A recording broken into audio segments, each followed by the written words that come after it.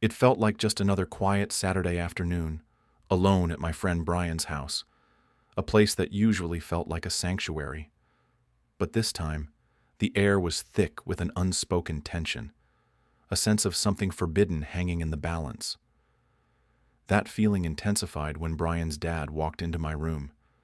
The encounter was not only unexpected, it was strangely magnetic, a moment that would irrevocably alter my understanding of myself. It all began a few days ago. I was sprawled on Brian's bed, idly scrolling through my phone, waiting for him to get back. Then I heard it, a faint tap at the door. It was so subtle that I initially dismissed it as my imagination. The old house was full of creaks and groans, each wooden floorboard seemingly possessing a life of its own. I shrugged it off, returning to my phone, trying to convince myself that the silence was comforting, not unsettling. But then, the door opened. Standing in the doorway was Brian's dad, Mr. Sullivan, his tall figure silhouetted against the hallway light. He wasn't a stranger. I'd known him for years. He was always friendly and approachable, the kind of guy who effortlessly put everyone at ease. But today, something felt different. His usual relaxed demeanor was replaced by a quiet intensity. His gaze was unwavering, his expression unreadable. The way he entered the room, slowly and deliberately, tightened my stomach with a nervous anticipation I couldn't quite place. "Hey," he said, his voice low, resonating with a weight that seemed to fill the room. He closed the door behind him, the soft click of the latch abnormally loud in the stillness. "Hi, Mr. Sullivan," I replied, sitting up straighter on the bed. My voice sounded casual, but I could feel my heart accelerate. Why was he here? What did he want? He took a few steps closer, hands tucked in his pockets, his eyes fixed on mine. "You've been spending a lot of time here lately," he observed, his tone calm yet somehow charged, as if something simmered beneath the surface. I nodded, uncertain where this was leading. "Yeah, Brian and I hang out a lot. Your family's always been so welcoming. I guess it feels like home." His lips curved into a faint smile, but it didn't reach his eyes. "We're glad to have you here," he said, his voice softening slightly.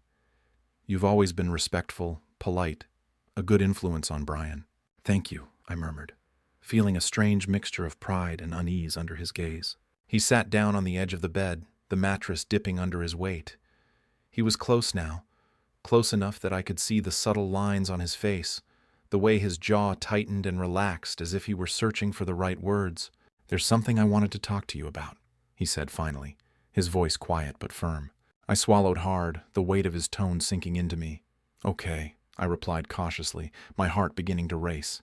He hesitated for a moment, his eyes searching mine, and then he leaned forward slightly, his elbows resting on his knees. "Sometimes," he began, his voice low, "you don't realize what's right in front of you until you're forced to stop and really look at it." My chest tightened at his words, though I wasn't sure why. "What do you mean?" I asked, my voice barely a whisper.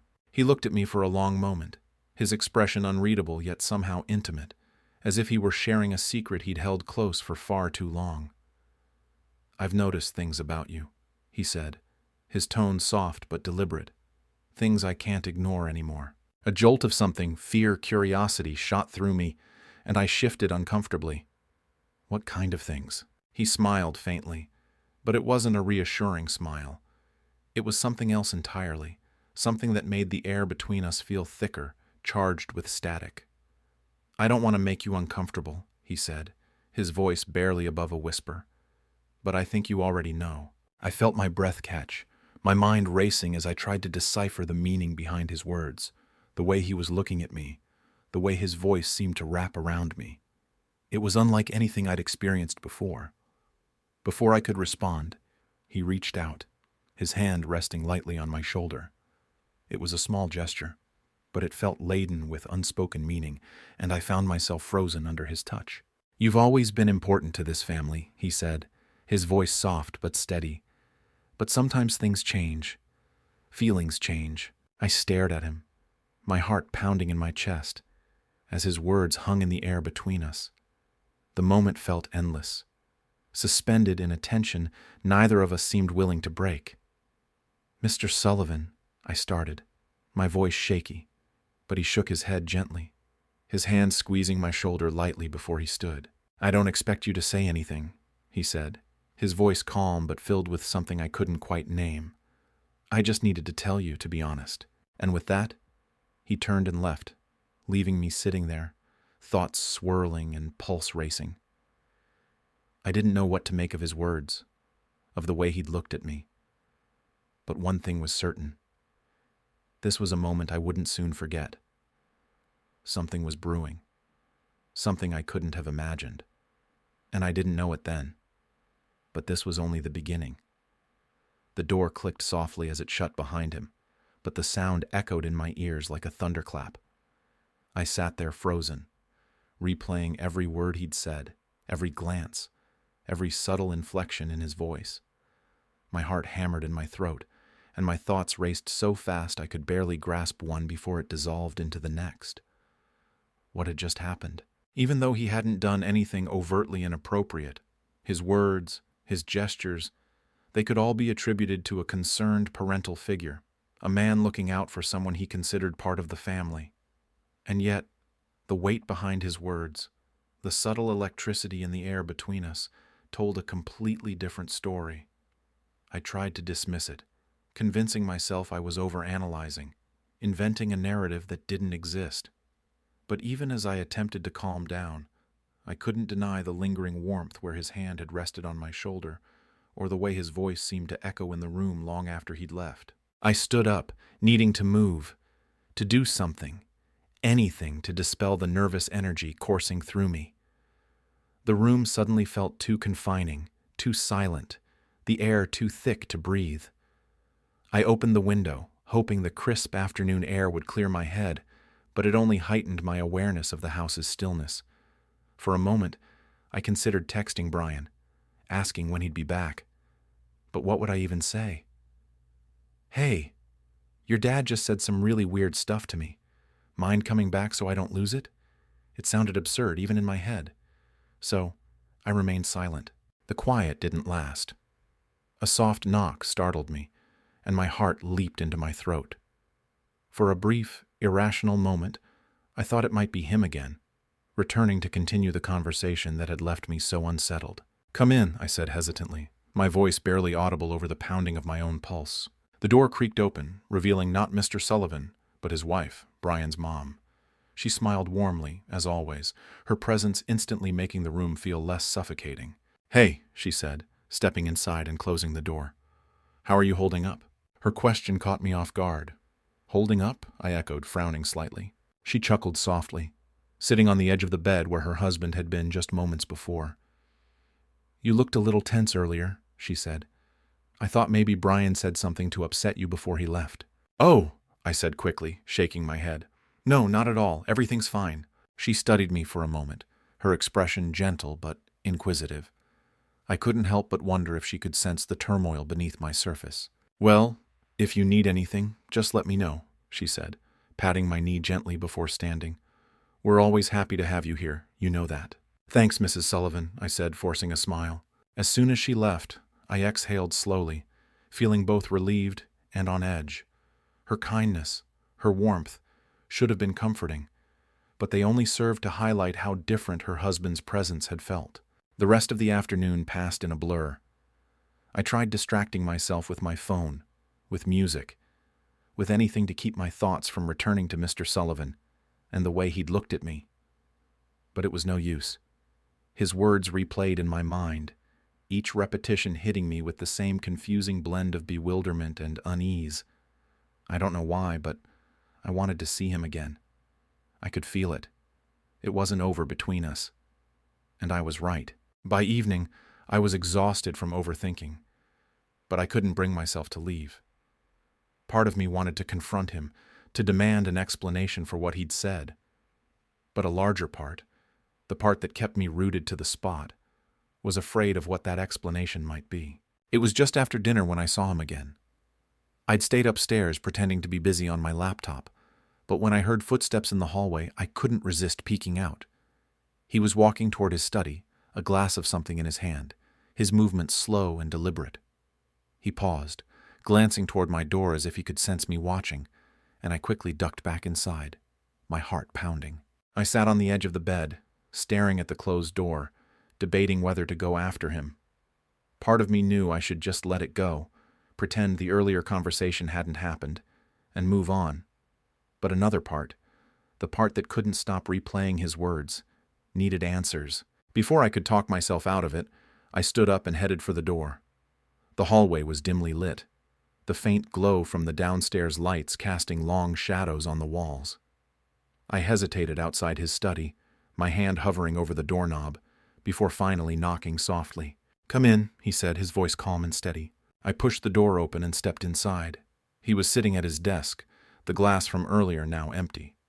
He looked up at me with an expression I couldn't quite decipher. "Hey," I said awkwardly, closing the door behind me. He gestured to the chair across from him. "Take a seat." I sat down, my hands clasped on my knees, trying to steady my breathing. For a moment, neither of us spoke, the silence stretching until it felt almost unbearable.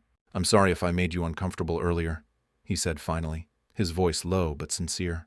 I shook my head quickly. "No, it's not that. I don't understand what you meant." He leaned back in his chair, his gaze steady but soft. "What do you think I meant?" I hesitated, my mind racing as I searched for the right words. "I don't know," I admitted, "but it felt different." His lips twitched into a faint smile, and he nodded slowly. "I suppose it did." I swallowed hard. "You're not just some kid hanging out with my son," he said, his tone quiet but deliberate. "You're thoughtful, mature, and you have this way of making people feel seen. It's rare." I blinked at him, my breath catching in my throat as his words washed over me. "I don't mean to make this harder for you," he continued, leaning forward slightly. "But I needed you to know that you're not alone in feeling something." His gaze held mine, and for a moment, the world outside that room ceased to exist. I didn't know what to say, how to respond, but I could feel the weight of his words pressing against me, pulling me into a space I wasn't sure I was ready for. But ready or not, I knew one thing for certain. This wasn't over, and the most unnerving part was yet to come. I tried to process what I'd just heard. His words weren't just deliberate, they felt heavy, laden with meanings too complex to unpack all at once. You're not alone in feeling something. What was I supposed to do with that? Did he mean what I thought he meant? Or was I once again reading too much into everything? The longer I sat there, the more difficult it became to meet his gaze. His eyes seemed to search mine, patient and unwavering, as if he were waiting for me to grasp something he already knew. "I don't understand," I finally said, my voice barely a whisper. He smiled faintly, his expression gentle yet resolute. "It's okay if you don't," he said. "I didn't expect you to. I just thought you deserved the truth." "The truth?" I echoed, feeling like the ground had shifted beneath me. "About what?" He sighed, leaning back in his chair and running a hand through his hair. The moment stretched into an eternity before he spoke again. "About how I see you," he said, his tone quiet but steady. My breath hitched, and for a moment, I forgot how to breathe. What was I supposed to say to that? The air between us crackled, the weight of his confession pressing down on me in ways I couldn't fully comprehend. My heart raced as a million thoughts collided in my head, none of them coherent. "This isn't—" I started, but the words trailed off. "I don't know what to say." "You don't have to say anything," he said gently. "I just wanted you to know." His calmness only amplified my anxiety. It was as if he'd rehearsed this 100 times, as if he'd prepared himself for every possible reaction. Meanwhile, I was floundering, drowning in a sea of confusion and uncertainty. I stood up abruptly, the chair scraping against the floor as I pushed it back. "I think I should go," I said, my voice shaky. He didn't try to stop me. He just nodded, his expression unreadable. "If that's what you want." But as I reached the door, his voice stopped me in my tracks. "Just be careful how you feel about this," he said, his tone softer now, almost hesitant.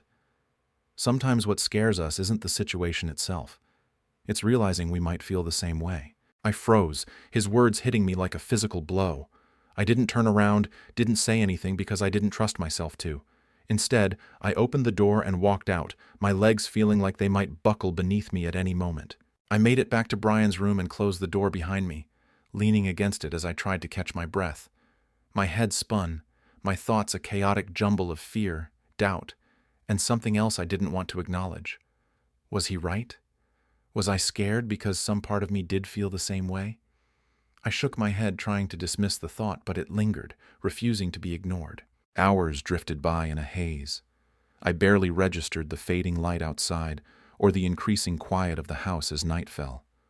All I could think about was what he'd said, the way he'd looked at me, and the unshakable feeling that something between us had shifted irrevocably. It wasn't until much later, when the house was completely still, that I heard the soft knock at my door. I froze, my pulse racing as I stared at the doorknob. Part of me wanted to ignore it, to pretend I hadn't heard a thing.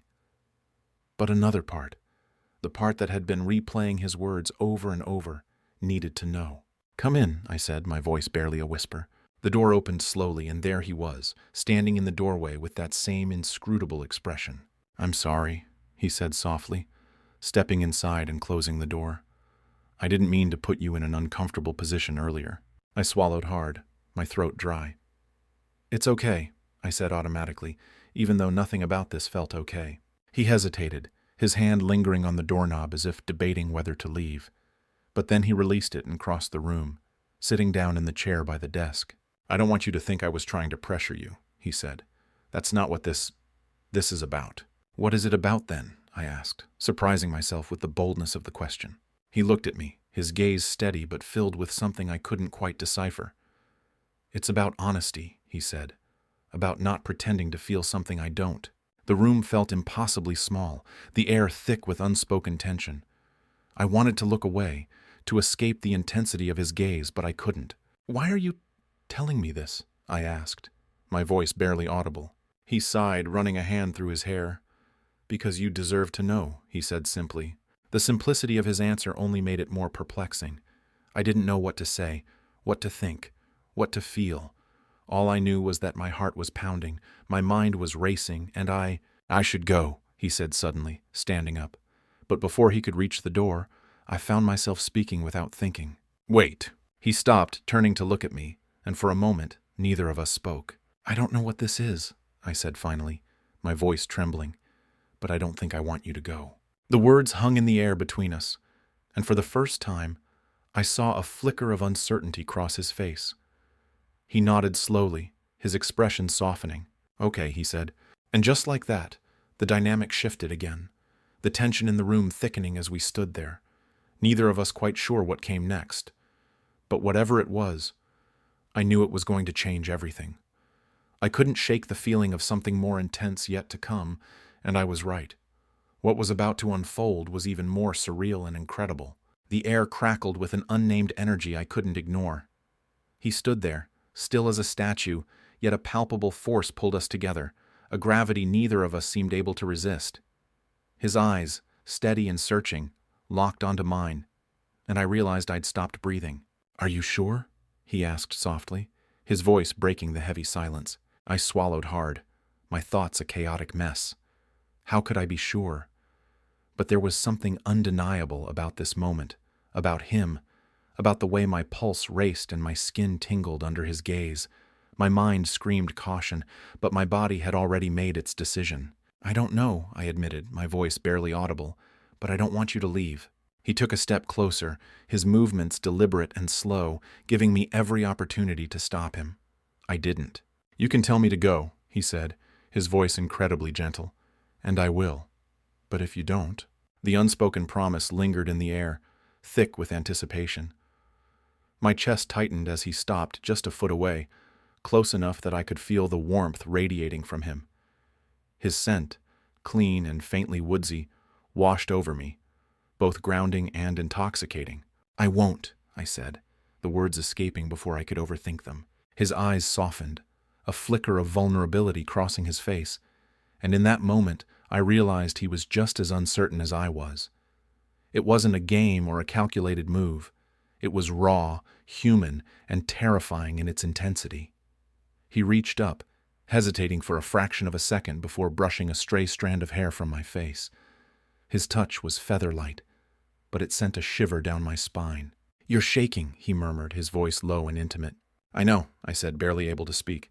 You don't have to be, he said, his hand lingering for a moment before dropping away. I won't hurt you. Ever. It wasn't just the words, it was the way he said them, so sincere and certain that I believed him without question. Before I could second-guess myself, I closed the remaining distance between us, my breath catching as I felt the heat of his body. My heart pounded against my ribs, a deafening drumbeat in the quiet room. I know you won't, I said, my voice steadier now. His hand found my jaw, his thumb brushing against my cheek as he tilted my face toward his. If this is too much, he began, but I cut him off. It's not, I said, surprising even myself with the conviction in my tone. And then he kissed me. It was soft at first, tentative, as if giving me one last chance to pull away. But I didn't. Instead, I leaned into him, my hands finding their way to his chest, his shoulders, anywhere I could hold on. His lips were warm, insistent but not forceful, and they moved with a precision that made my head spin. Amidst the swirling emotions, I realized this wasn't just a kiss, something simple. It was more than I had ever imagined. My heart skipped beats as the world outside dissolved, leaving just the two of us in a bubble of warmth and electricity. His hand slid down to my waist, pulling me closer, and I gasped at the feeling of his body pressed against mine. It was intoxicating, overwhelming, and I wanted more. We stumbled backward, the backs of my knees hitting the edge of the bed, and I sank onto it without breaking the kiss. He followed, his weight grounding me, his hands exploring with a reverence that made my chest ache. What followed was electrifying, pushing us past all boundaries. It felt like he wanted to absorb every inch of me. I can't go into detail, but you understand the intensity of the moment. Tell me to stop, he murmured against my lips, his breath warm and ragged. Don't stop, I whispered back, my hands tangling in his hair. His mouth trailed from mine, leaving a path of heat down my jaw, my neck. Each kiss was deliberate and lingering, setting my skin on fire. Every nerve ending was alive and humming. I didn't know where this was going, how far we'd go. But in that moment, I didn't care.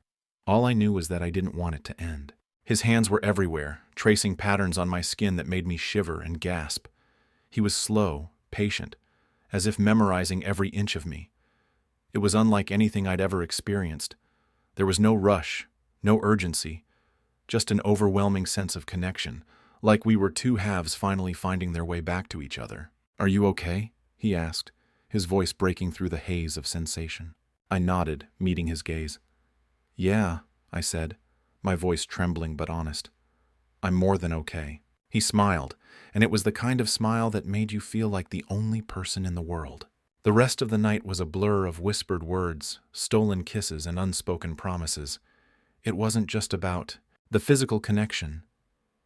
It was rooted in trust. It was about releasing fear and doubt, and simply existing in the present. By the time we lay tangled together, bathed in the soft moonlight, I felt a lightness I hadn't experienced in years. Words were unnecessary, explanations felt redundant. We'd crossed a boundary, true, but it didn't feel like a transgression. It felt inevitable, as if we'd surrendered to a force that had always been present. As he held me, his fingers tracing gentle patterns on my back, I closed my eyes and breathed deeply, a sensation I'd almost forgotten. I wasn't scared of what the future held, even though a part of me thought this was the end. But it wasn't over. In reality, it was just the start, with so much more yet to come. The first rays of dawn filtered through the curtains, painting the room in a golden hue. I stirred, momentarily disoriented, until I felt the comforting weight of his arm across my waist. The memories of the previous night returned with vivid clarity, leaving me briefly unsure of how to process it all. But then I turned to face him, his features softened by sleep, and everything fell into place. There were no regrets, no second thoughts. It was as if the pieces of a complex puzzle had finally clicked into their correct positions, revealing a picture of quiet certainty. His eyes fluttered open, meeting mine, and a drowsy smile touched his lips. Morning, he murmured, his voice rough and warm.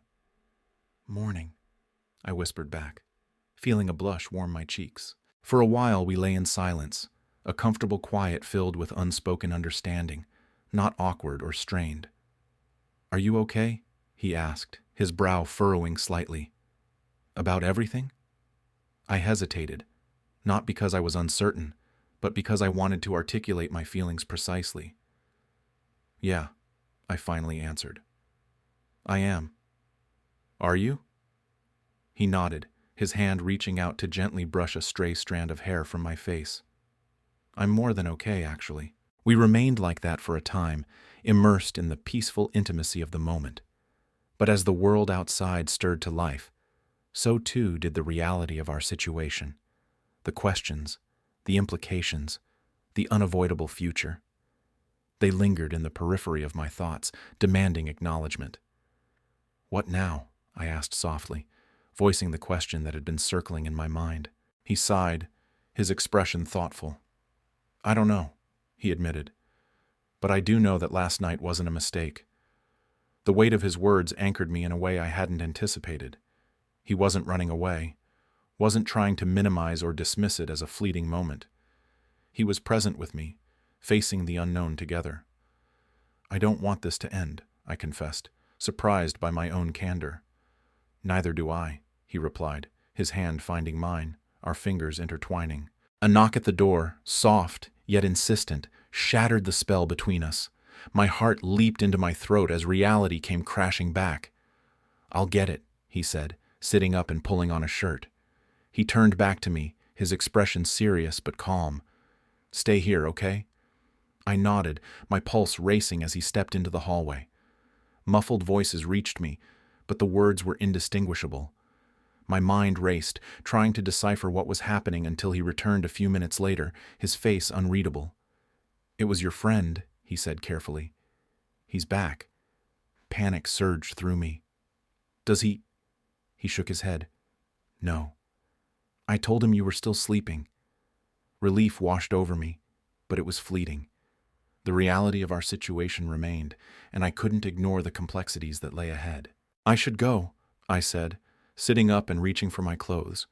He stopped me, his hand on my arm. You don't have to, he said, his eyes searching mine. We'll figure this out together. I wanted to believe him, to cling to the hope that we could navigate this without losing what we'd found. But as I looked at him, I realized that regardless of what happened next, something had irrevocably shifted between us. Okay, I said finally, my voice steady despite the uncertainty churning within me. Together. He smiled, a smile that made me believe everything might actually be all right. As I left the room, slipping back into the normalcy of the house, I couldn't shake the feeling that something profound had changed. The bond we'd forged was fragile, yet real, and it was our responsibility to protect it, to understand its meaning and where it would lead. The day unfolded with its usual routines, but beneath it all was the quiet hum of something new, something neither of us fully comprehended, but both of us were willing to explore. As the sun dipped below the horizon, painting the world in shades of gold and crimson, I realized this was just the beginning. The road ahead wouldn't be easy, but for the first time in a long time, I wasn't afraid of where it might lead, because wherever it led, I knew I wouldn't be walking it alone. What do you think about my story with my friend's dad? Let me know your thoughts in the comments. It would really help me a lot, as I still don't know how to think about it. Thank you.